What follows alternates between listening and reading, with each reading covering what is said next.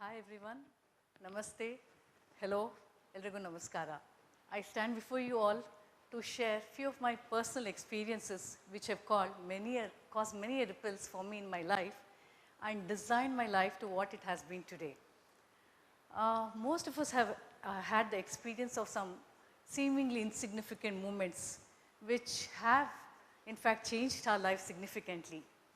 It could be a passing thought, a chance encounter, a split-second decision, a small positive reinforcement, or even an act of small recognition.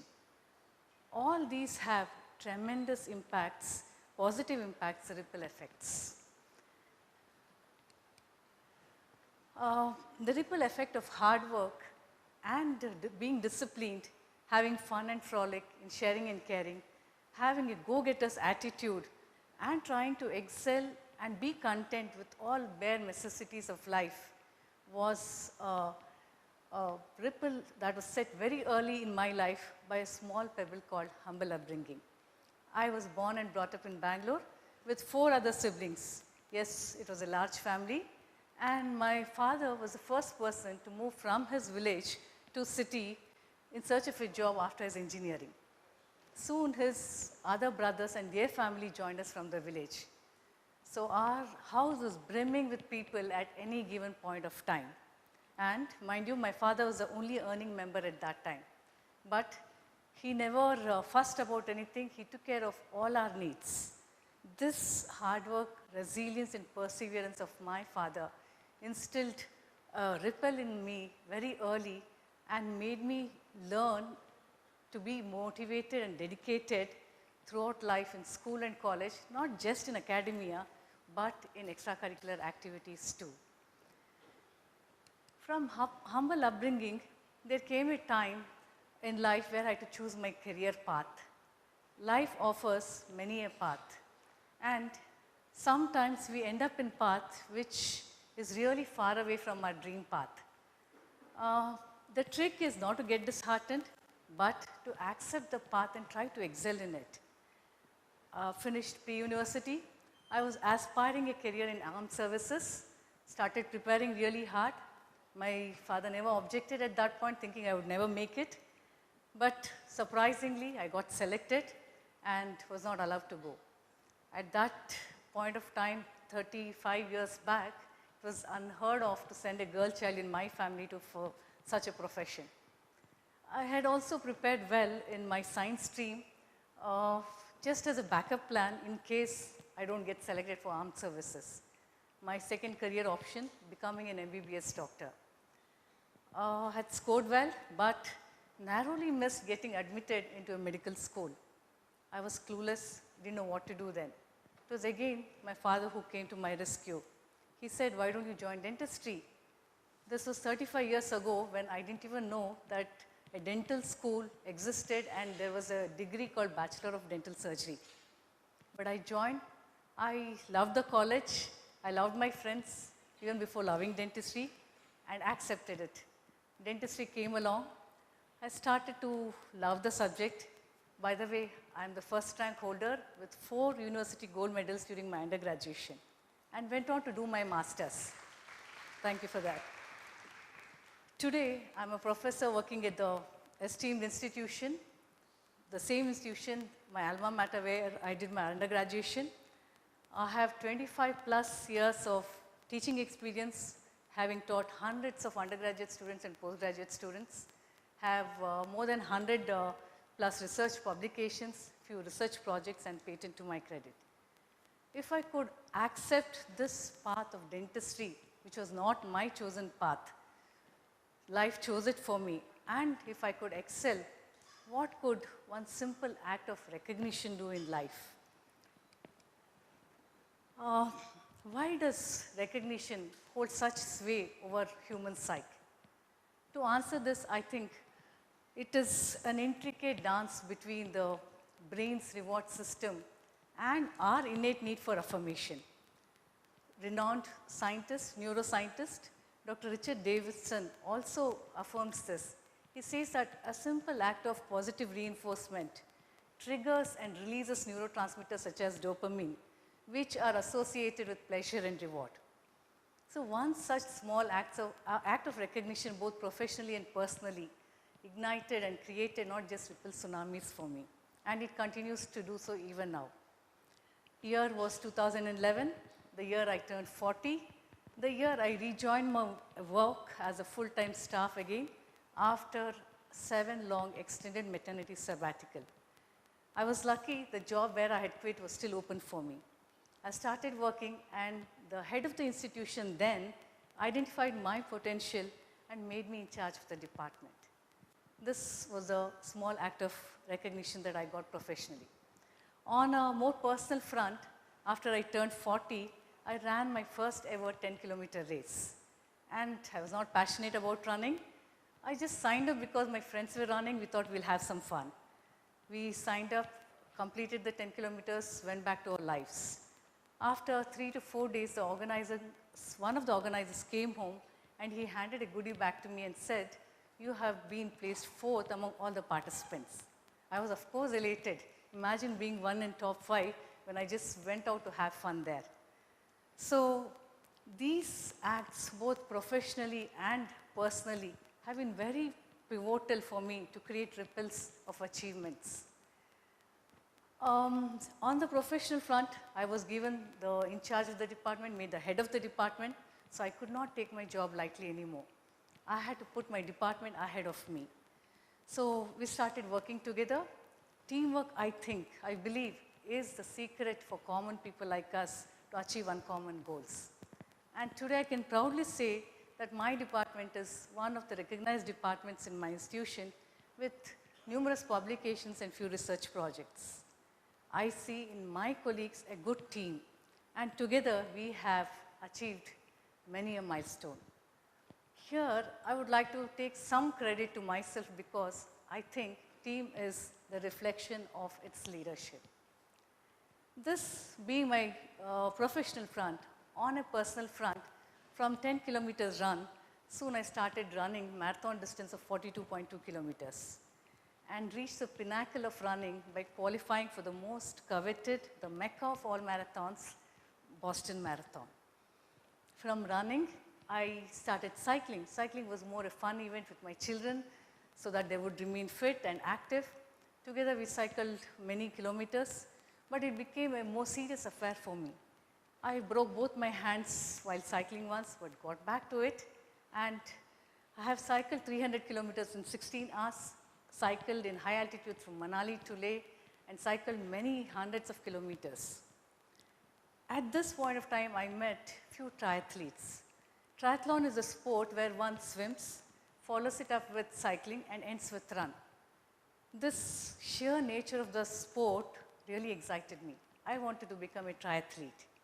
But alas, I did not know swimming. I could barely manage a doggy paddle swim in a 25-meter pool. Then I decided I am going to learn swimming and started learning swimming at the age of 45. Believe me, it was not easy. It is a very technical sport. I took almost 2 to 3 years to learn swimming.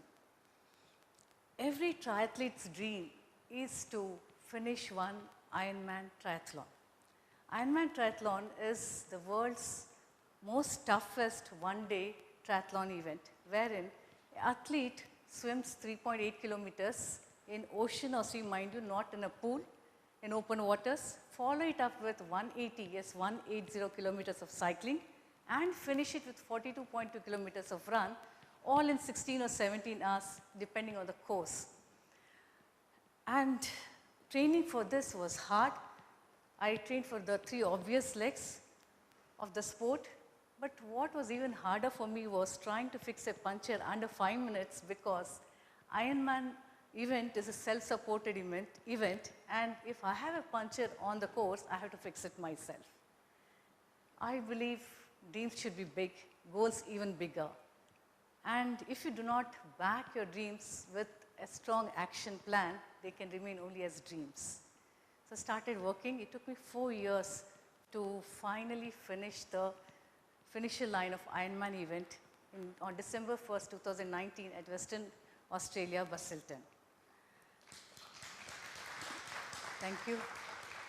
The icing of the cake was I was declared and ranked #1 among Indian women Ironman triathletes for the year 2019. Hard work definitely pays off.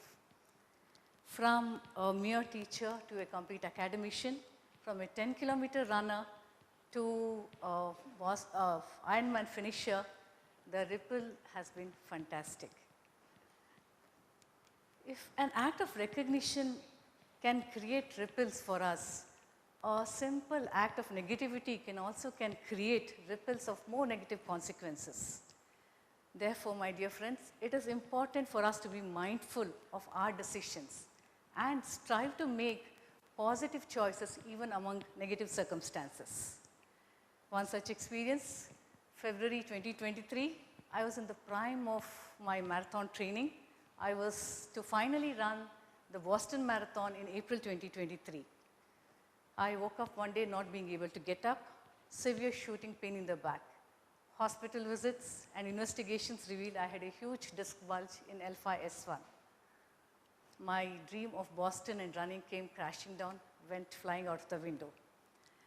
Of course, I was upset. This was my third attempt. I had qualified thrice before, but all times I could not go due to unforeseen circumstances. Boston keeps eluding me. I hope to conquer it someday. If I had let this negativity sink into me, I would have drowned in the whirlpool of depression. I decided to take stock of this and started working towards recovery. For I believe a true sports person is one who knows when to stop when you're injured, recover and be patient during recovery and come back even stronger after recovery. So I started after the initial medical recovery, set foot again. Of course, running was ruled out, being an impact sport. I started walking. Walking becomes stronger. Then I started aligning the walks with a more training regime aligned towards mountain climbing, because already on my back of my mind, I had the bucket list of summiting Mount Everest in the following years of 2025 or 2026. I worked hard for almost 10 months and felt really good, wanted to test my fitness levels. So embarked on a 25-day long winter expedition in December of 2023, along with my Sherpa, the guide who was to accompany me for my future Everest expedition. To my surprise, after the 25-day long expedition, a tough expedition, my Sherpa said, "Madam, you're fit. You can sign up for the Everest expedition in 2024 and need not wait till 2025. This was the reaffirmation that I needed. I was already on top of the world, knowing that I could go for such an expedition and I was fit. So without much thinking, I signed up for the 2-month-long expedition in April of 2024 and finally climbed, reached the top of the world literally on May 19th at 16 a.m. 2024 at the age of 52 years, 10 months. To sum up, one should always remember the humble, modest, simple things in life. They are the ones that shape what you become. When a path chooses you or you choose a path, accept it with complete indulgence. Try to love it and learn to walk that path with courage. An act of recognition, I think, is not a simple fleeting moment of joy, and it is proven scientifically too. It is a biochemical reaction that lingers within us, and it has this beautiful, happy feeling in the balance between work, life, and our passions, fostering a sense of purpose and belonging in each of us, which are the key ingredients for sustained motivation.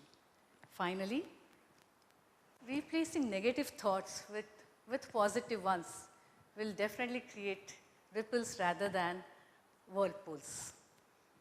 I am humbled today with all the accolades and recognition that I receive and I've been receiving along this journey, which was never the focus when I started my journey. What is more humbling to me is to see the ripple effect being carried on to my children, and they're pursuing their chosen career paths, aspiring to become doctors. Not just that, they're also balancing it with being university state level sports person. the most humbling and satisfying uh, experiences for me is when people come and tell me that my journey has inspired them. They have started to dream again and make their dreams come true. And especially the 40 plus people, they feel, yes, they can dream and there is life after 40.